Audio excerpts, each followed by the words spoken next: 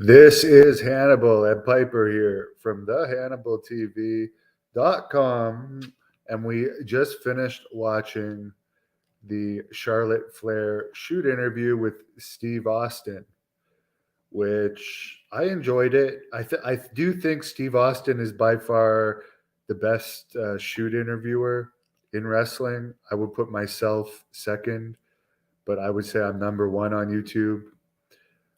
Because Austin is not on YouTube. He's on the WWE network. But maybe I'd be a little bit more entertaining if I could drink beer like Austin does during his shoots. But I try and avoid getting into the habit of drinking beer too often. As Steve Austin probably knows, it's probably a wise idea that I don't do that, which he would understand that comment. But this was a good interview overall. They talked about Charlotte being married at the start, but they didn't go into her two ex-husbands, which I think at least one of them was also a wrestler in TNA, from what I understand.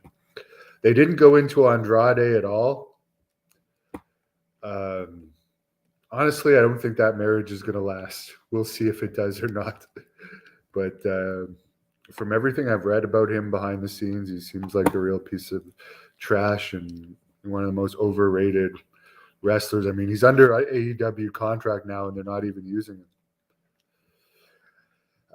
Anyways, they start off by getting into that she wasn't a wrestling fan growing up, but she was a great athlete, Division I athlete.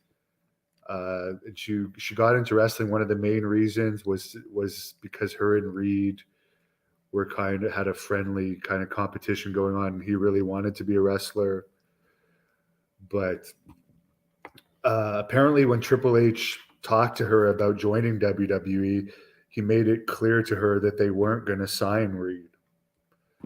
And she goes in and talks without specifically mentioning the drugs that Reed had issues with.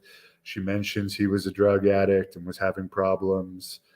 It didn't seem like Ric Flair was a very good father to either one of them, the way she talks about Ric Flair growing up.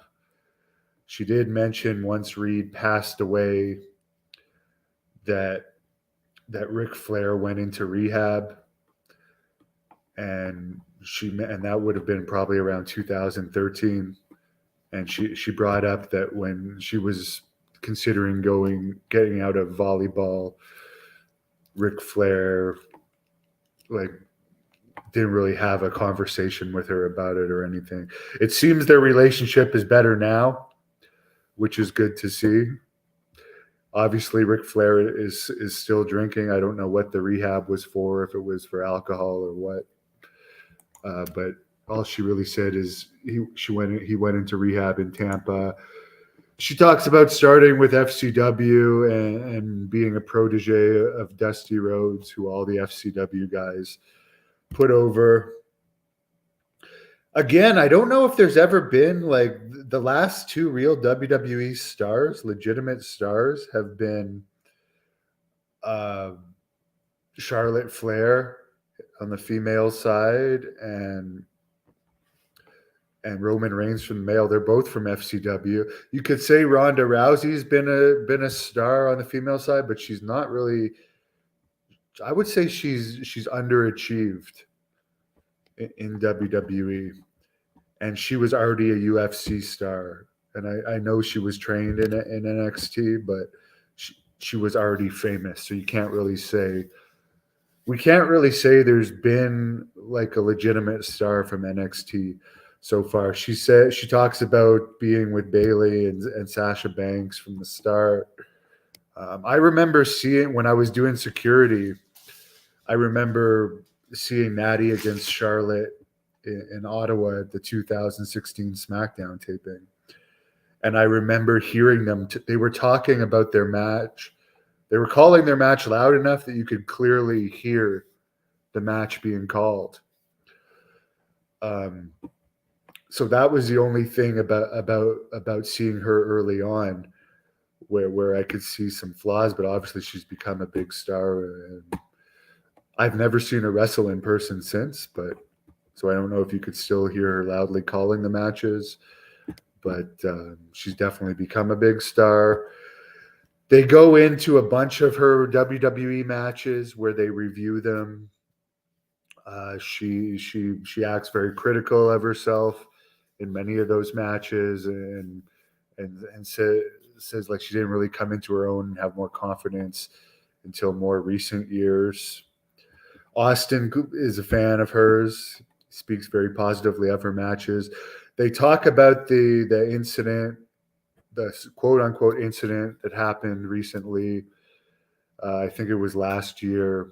I remember reporting on it where her and um, Becky Lynch were in the ring and they did the title change and the title dropped. And everyone was saying she kind of did that as an insult, drop the title instead of letting Becky take it. But Charlotte went on to explain that the drop was legitimate. And the only reason she picked it up was because it was in the script to hand the title over to Becky or whatever, because she said she would never go against script. That's why she picked the title up, because she brought up that her character wouldn't have picked the title up after it fell, but she didn't want to go against the script. So they don't try and kayfabe any of this, which again it doesn't matter anymore. The wrestlers in WWE are now actors that are just not part of the actors union. Michael, she never talked about David. They never talked about David at all in this. Unless I somehow blacked out during a part, David was never mentioned, only Reed. And it was only really talking about Reed in a negative way, not really a positive way, although she did mention she was sad when she passed and had some regrets related to his passing. There wasn't much to it. It's not that long of an interview. They did bring up that here's one thing that I disagreed with. She brought up that she main evented a WrestleMania in a triple threat match. She does talk about she's been in a lot of triple threat matches and likes them, which, by the way, a lot of wrestlers do not like triple threat matches, including myself. I don't think they're fun. But then again, in WWE, you have agents putting the whole matches together. I mean, you do have some say in it when you're a star like Charlotte, but one of the things that can be annoying about being a wrestler is if you wrestle someone that likes to plan out the whole match. I really don't like doing that. I'd rather just know the finish and make up the match as I go, because I hate having to remember it and it kind of takes the fun out of it. But like in the WWE, the good thing about it is the agents plan the matches for you most of the time. So you don't even have to think about what you're going to do in the match. It's easier to just be like, okay, I'll do whatever the agent says. You don't have to put any thought into planning it, which is good. But she mentions anyways regarding this triple threat match that Ric Flair never main evented a WrestleMania match, but she did. I do have to say I had never even heard about this. If I did hear about it at the time, I didn't even remember this triple threat main event match that she had, where the Ric Flair against Macho Man WrestleMania 8, which was a double main event match, was one of my favorite matches of all time. I would say Ric Flair against Savage from WrestleMania 8 was the true main event of WrestleMania 8, because Hogan versus Sid was shit. And that's one of the most memorable matches of all time. And that might be my favorite match of all time, because the build up with the Elizabeth stuff was so good. And when Elizabeth came down, I just remember being like so into that match when it happened, and it holds up over time. So her comment that Ric Flair never main evented a WrestleMania, well, he may never have gone on last. You fans can tell me in the comments. To me, the Flair Savage match at WrestleMania 8 was one of the greatest matches of all time and the true main event of WrestleMania 8. It was billed as a double main event. It just didn't go on last. So that's my opinion on that. The Hogan Sid match was was shit. I'm sorry. I love Sid, but it was shit. And then after the Charlotte, by the way, they say that she'll likely main event another WrestleMania, and it closes off.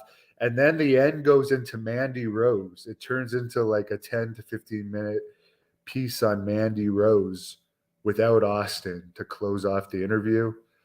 And one interesting thing about this Mandy Rose thing that airs at the end of the Charlotte is Mandy talks in it that she was never a wrestling fan. And here's the problem, WWE, and in wrestling, but it's mostly WWE that does this. When they hire people that weren't wrestling fans, what happened with Mandy Rose can happen because they don't have the love and the passion for the business. And after you put all this effort into making them a star, they'll quit because they didn't grow up with that wrestling passion. That's just a fact. And the interesting thing about this Mandy Rose thing too is that her parents are in it, and they're talking about how proud they are of her and how proud the community is, and how she likes to work with kids and all this stuff. But now she's like posted naked pictures with her boyfriend who's also naked, apparently, according to reports. So it's like, I wonder how much of a role model she really is to kids now, if that was so important to her. Now that she's doing OnlyFans instead of wrestling. But yeah, I'm not denying her success in OnlyFans. I'm just saying WWE hires people that don't have the wrestling passion or the heart and desire and would never have done the indies, and then expects them to be loyal. So this is a problem that's going to come up when they hire people and push people that aren't loyal. Someone says the acquisition deal of WWE is done and it's going to be announced in the spring. All right. We'll look into that. Horn Dog says should have been Hogan versus Flair at WrestleMania 8.